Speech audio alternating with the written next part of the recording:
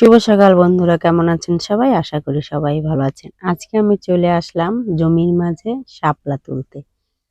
আজকে আমি নৌকায় করে শাপলা নয়, আমি জলে নেমে দেখুন কি সুন্দর শাপলা তুলতেছি। এরকম জলের ভিতর নেমে শাপলা তুলতে খুব মজা।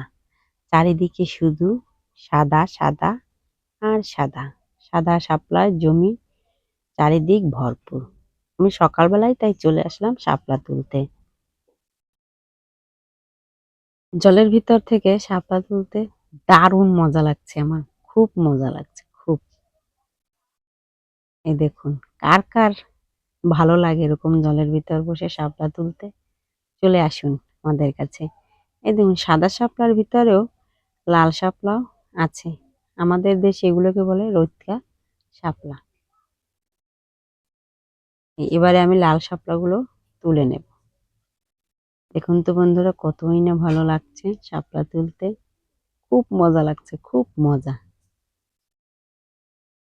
দেখুন, জমি পুরোটাই ভরা শাপলায়, বিঘাকে বিঘা জমি শুধু শাপলা আর শাপলা। কত ভালো লাগছে। আপনাদের যদি ভালো লেগে থাকে অবশ্যই কমেন্টস করে জানাবেন, এবং ভিডিওটি কে কোথা থেকে দেখছেন অবশ্যই কমেন্টস করে জানিয়ে যাবেন।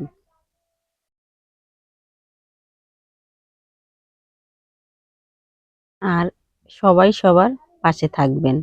আমার এই ভিডিওটি ভালো লাগলে একটা লাইক কমেন্ট শেয়ার করে দেবেন। দেখুন, আমি অনেকগুলো শাপলা তুলে ফেলেছি।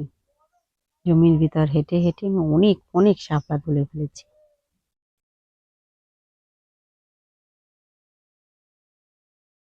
কত ভালো লাগছে হেঁটে হেঁটে এইভাবে শাপলা তুলতে। নৌকায় করে তো অনেক শাপলাই তুলেছি, তাই এবার ভাবলাম একটু অন্যরকম শাপলাগুলো তুলি। আমি এবার জমিতে হেঁটে হেঁটে শাপলা তুললাম। কেমন লাগছে বন্ধুরা?